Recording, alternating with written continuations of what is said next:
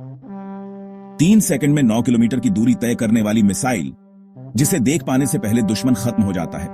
पाकिस्तान हो या चीन, अब कोई भी भारत की रडार से नहीं, इस मिसाइल की स्पीड से डरेगा। यह है भारत की सबसे खतरनाक ET-LDHCM हाइपरसोनिक मिसाइल। क्या है इसकी ताकत? चलिए शुरू करते हैं। दोस्तों, DRDO यानी भारत का defence research and development organisation अब वो करने जा रहा है जिसे सुनकर अमेरिका, रूस और चीन तक चौंक गए हैं। ET-LDHCM यानी extended trajectory long duration hypersonic cruise missile Bharat की सबसे उन्नत और खतरनाक मिसाइल है। और सबसे खास बात, यह 100% स्वदेशी तकनीक से बनी है।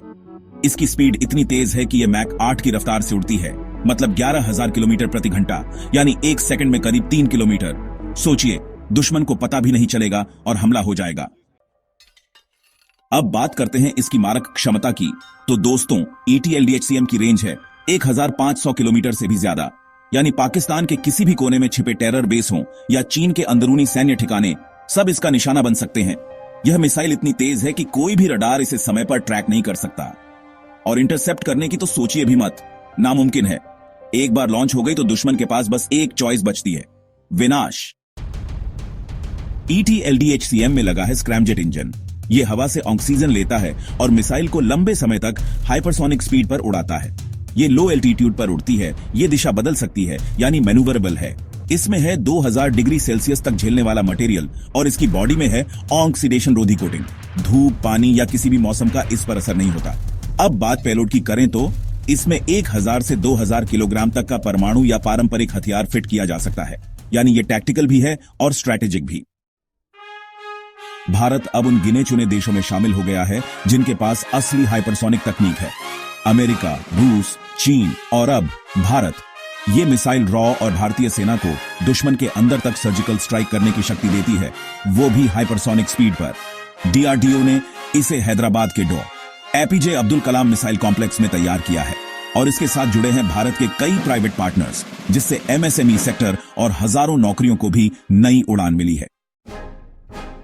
ET-LDHCM एक मल्टी प्लेटफॉर्म मिसाइल है।